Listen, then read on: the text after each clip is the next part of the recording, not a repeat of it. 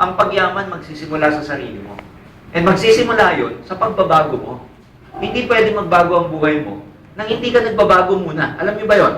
A lot of people would like to change their lives, but they do not know how to change themselves. Hindi nila alam paano nila babaguhin sarili nila. I have both good news and bad news for you. Ang bad news, pag hindi mo binago yung sarili mo, ang ugali mo, hindi magbabago buhay mo. Kahit anong opportunity pa dumating sa araw. Pag hindi mo binago sarili mo, hindi magbabago buhay mo. Ang good news naman, ito. Pag binago mo yung sarili mo, pwedeng magbago ang buhay mo. Sir, ano ba babaguhin ko sa sarili ko? Marami. Ang number one mo babaguhin sa sarili mo, yung isip mo. Kung dati ka negative, dapat maging positive ka na. Kung dating wala kang tiwala sa sarili mo, dapat magkatiwala ka na sa sarili mo. Kung dating hindi ka naniniwalang may kakayahan ka, dapat magsimula kang maniwala na may kakayahan ka na. Kung dati wala kang tiwala sa sarili mo, dapat magkatiwala ka na sa sarili mo. Meaning, kung dati ikaw lagi kang complain ng complain, if you want to become successful, then stop complaining. Meaning, from being negative, kailangan ma-convert mo yung sarili mo pagiging positive. Because you can never have a positive life with a negative mind. Hindi ka pwede magkaroon ng positive na buhay kung ikaw napaka-negative mo sa loob.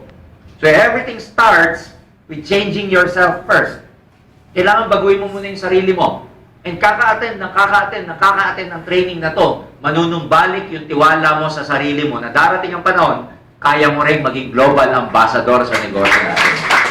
Kaya, it's just a matter of believing in yourself. Kaya today, ang i-educate ko kayo, paano mo ibabalik yung tiwala mo sa sarili mo? Because maraming mga tao nahihirapang magbago. Kaya dito mauuna muna yung development mo. Sabihin mo, development. Bago mag-grow ang network nyo, kailangan kayo muna mag-grow. Bago pumutok ang grupo mo, bago ka makapag-build ng grupo, ikaw muna i-build mo. Kaya nga ako pinag-aralan yung mga taong tumama ng loto, alam nyo ba 98% ng tumama ng loto, after 2 years, mahirap ulit sila. Walang tumama ng loto na naging mayaman habang buhay. Karamihan ng tumama ng loto, humirap after 2 years. 98%. Why? Dumating lang sa kanila yung pera, pero hindi nagbago ang ugali nila. Hindi nagbago yung character nila. Hindi nagbago yung financial blueprint nila.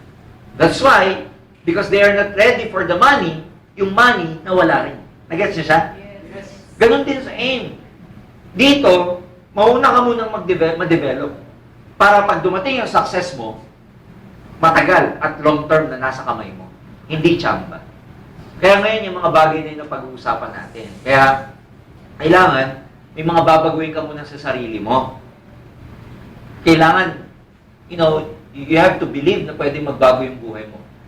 Marami kang babaguhin kasi galing pa sa pagkabata yan.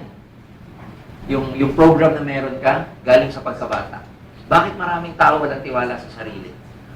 Kasi sa pagkabata, nasabihan siya ng bata siya na bobo. Bata pa. Pag-uwi, bobo daw ako. Di pag-uwi niya, bobo. Di na-claim niya, bobo siya. Nasamahan pa ng teacher, napagalitan sa school, tanga ka, o di tanga, bobo na, tanga pa. Kaya danger yan I'm telling you, danger yan. Bakit maraming tao nagkakaroon ng inferiority complex, walang tiwala sa sarili? Kasi yun ang pagpapalaki sa kanila sa bahay. Anak, mahirap lang tayo. Ang narinig mo sa bahay, kaya ka mahirap kumita, hirap na hirap kang kumita. Kasi nung bata tayo, narinig natin, mahirap kumita ng pera. O di ngayong malaki ka na, paano ka kumita?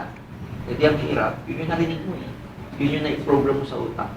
May mga taong ganito pa, anak, huwag ka masyado mag-ambisyon. Mahirap lang tayo. Kaya yung mga taong yan, pag nirecruit mo sa AIM Global, dito yayaman ka, yayaman. Siya, walang ambisyon. Hindi mo ma-recruit. Kaya kahit anong paliwanag mo, ayaw maniwala. Kasi yun ang program niya. Di ba ginawa mo na lahat? May nirecruit ka? Nilabas mo na lahat ng power mo para paniwalaan ka? Wala pa din. Kasi dito, pinaliliwanag, kotse. Siya, tricycle. Walang ambisyon Nasabihan ng environment niya na mahirap lang tayo, huwag kang mag-ambisyon. Anak, ang hirap ng buhay. Kaya ano treatment mo sa buhay? Mahirap. Do you think yung mga mayayaman nahihirapan kumita ng pera?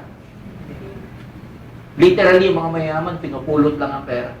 I know some people making 1 million a day. I know some people 100 million ang value nila. Ang daling kumita ng pera, pero sa mga mahihirap, hirap na hirap kumita. Kasi bata pa, yun ang narinig.